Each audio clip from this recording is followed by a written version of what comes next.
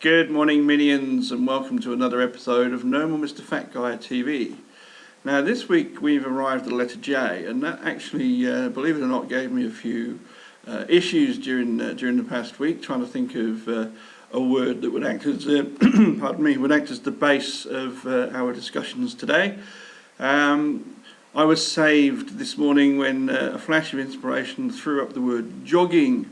Now, I know that's probably a bit of a cheat. It's just a sort of a synonym for running, but there was nothing else. the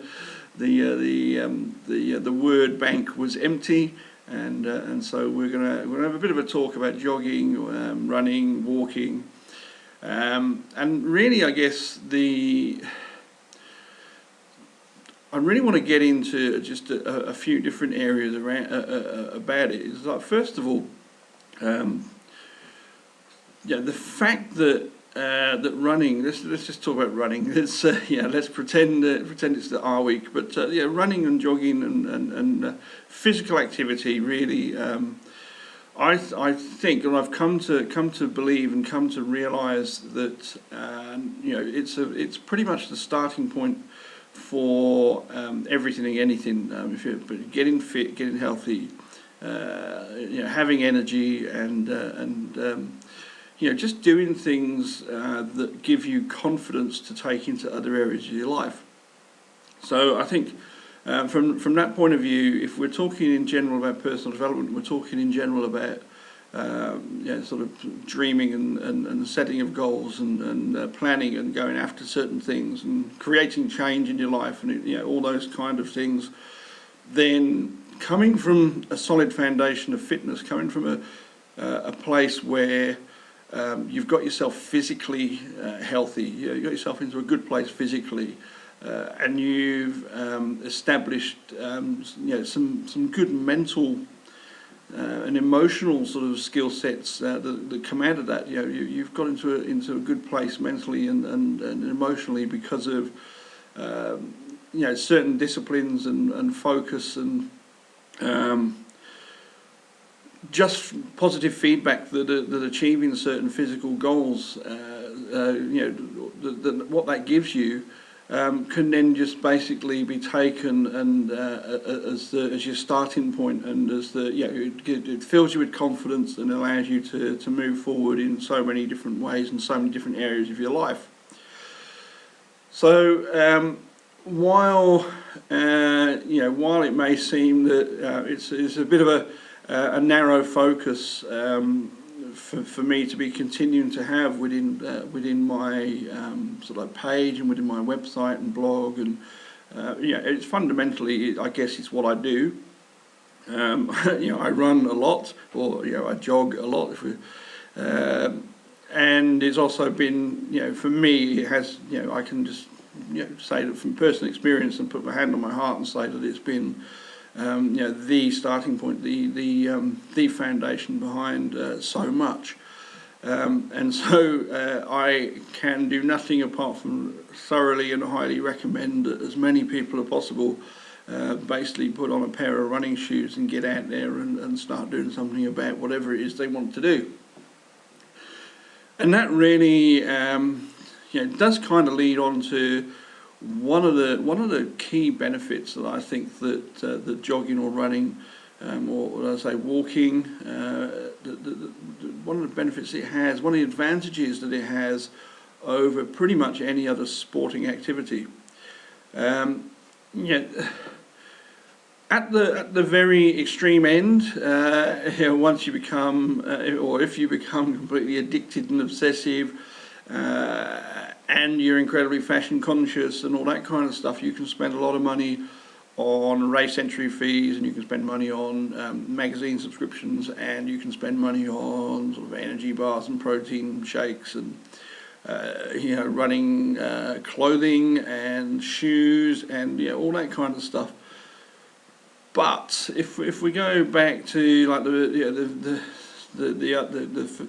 lower end of the scale, it has to be one of the most approachable, one of the most affordable activities that's available to anyone, absolutely anybody, anybody that's got the ability to walk, can basically get into walking, jogging, and running as their fitness activity, their sport of choice, or at least as a gateway into discovering what it is that actually they do enjoy. Not everybody is going to embrace running in quite the same way, but I mean, if you're going to be physically active, then there's going to be an element of moving around somewhere along the line, whether you're going to be playing football, whether you're going to be playing another team sport, whether you're going to be, if you're going to get into martial arts and stuff like that, at some stage, the ability to develop that cardiac fitness and the ability and the use of jogging as one of the training and exercises is going to be of value to you. So, it's just so straightforward. You need a pair of shorts. If you're as a guy, you need a pair of shorts, a t-shirt, a pair of socks, and a reasonable pair of trainers. Now, I can tell you now, when I first started, it was a cotton t-shirt. I basically just wore a normal t-shirt. I can't even remember what the shorts were. Just a pair of shorts that I happened to have. And then I think I had a pair of gym shoes. I started going to the gym and just wearing some shoes that I happened to have at the time, and used those until the point of destruction. I mean, literally destruction. The soles were beginning to come off, and I thought, man, maybe I should get another pair. So I got a pair of just ordinary cross trainer gym shoes, and that's what I was. My first runs, my first walks, and then my sort of walk runs, and then running, were done with those. And it wasn't until I think when once I started to look at doing the marathon training that I figured I might need to get a decent pair of shoes and ones that would. In my mind, it was actually the fact that I needed to get some adequate cushioning that would last me for, would protect me for that amount of time. Now, in general, one of the most important piece of kit that you can get as a runner is your shoes. I mean, it does. There is an effect. I mean, you get different shoes that suit different running styles, and everybody's got their own style. But don't let that stop you. I mean, you can literally put on a pair of normal gym shoes, a normal pair of cross-training shoes, a normal pair of trainers even, like we've just got some leisure trainers. You can go out and do a slow run in those and just start getting some basics in place. And then, so I think, it's approachable, it's affordable.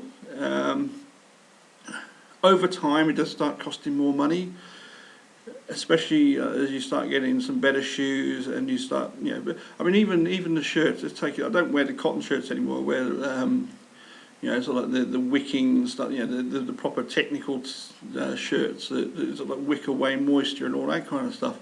But to be honest, the ones that I wear are generally either the freebies that I get from the Heart Foundation, the singlets, or something from. Kmart or Target. It cost me somewhere between $6 and $10 a shirt. Now I can go off to specialised sporting shops and spend $30, $40, $50. I choose not to overall, because the gear that I get does the job for me, and everybody can pretty much get to spend what they want to spend on that sport. But it's approachable, it's affordable. It will serve as the foundation for anything and everything. So, not just in terms of sport and activity. It will give you, as I say, it will give you that positive feedback on. It will give you the energy. It'll give you the energy. It'll give you the vitality. It'll give you the confidence. It'll give you enthusiasm. It'll give you, it'll make you realise that you can actually focus on things and set targets and achieve them. And that becomes a habit. Really, it does help you establish some positive habits. And the third component to it for me is really, I guess, the running community. And I mean that in terms of online and offline. And I don't mean that in a way of, just a highly specialised, bunch of obsessives that are just talking about running all the time. I mean it more in a general way of just the type of people that you become friends with, the type of people that you become that you start associating with, the type of social circles that you will find yourself surrounded by and immersed in, really. Because generally speaking, I struggle to think of any exceptions, to be honest. You will find that you are associating with and becoming friends with and having spending a lot of time with some very, very positive-minded, highly inspiring, highly motivational, and highly supportive people. I can honestly say that in the last it's really been 12 months that I really sort of fell into the social side of things, and that was initially online. And since then, I guess like for the last 6 months, I've been heavily involved in my local park run, and so the park run's really been this massive sort of offline world that I've discovered, really. That pretty much gives me so much, actually. I get to spend Saturday mornings. Basically do a 5k run on a Saturday morning, and then spend an hour or two catching up with friends and having some great conversations, and being able to share ideas with people and being able to catch up with their news and hear what they're doing. And again, like, it's just once you start mingling with those people, people who are highly motivated. And very happy because they're basically they're runners, and they're they've got this fitness, and they've got this enthusiasm, they've got this energy that we've been talking about, and they've got these very positive mindsets that seem to develop as you get into your running more and more. And then you spend time with these people, and it just lifts you. Even if you didn't want it to, you couldn't help but to come away after spending time with some of these people, just inspired by their stories and just motivated, in terms of your own running and improving your running, but also motivated to achieve other things, because we don't just talk about running. We talk about some of the other, talk about things that people are pursuing career-wise and things that people are doing in their life generally. But because of the type of people that they are, and because of the type of sort of attitudes that their sport gives them, they're very positive. There's sort of motivational sayings all over the internet about basically surrounding yourself with positive-minded people and surrounding yourself with people that will lift you up. And I mean, if you go back a few years, I would have read some of those motivational posters and just sort of laughed and said, "Oh yeah, those motivational posters, what a waste of space." But it's true. I mean, basically, I spend an awful lot of time now in the company of some great people. In the last 12 months, I've had some just basically built some incredible relationships and friendships with some really amazing people who are doing some fantastic things. It seems to be a common thread that with runners, that they tend to put other people and put reasons at the heart of their running, that with charitable causes and other types of things going on. And causes that get embraced rather than just saying, "Oh, I'm going to do this and raise money for such and such and rattle the tin." You find people are really genuinely passionate about various causes and really passionate about what they're doing, and so it's a very inspiring sort of atmosphere and environment to be in. And if you are inclined or thinking in any way at all of achieving anything, say making those changes to your life, achieving goals, setting out to on a certain career path, whatever it is, those are the three things that can really help. That running can give you. They can give you the fitness and the energy and the enthusiasm and the skills and the tools that are going to help you in business, in life, and in general. It's really going to immerse you in an environment that's going to energise you and motivate you and keep you going. And when you hit times of sort of darkness, if you like, when you hit the low points, then having that on hand is going to be invaluable.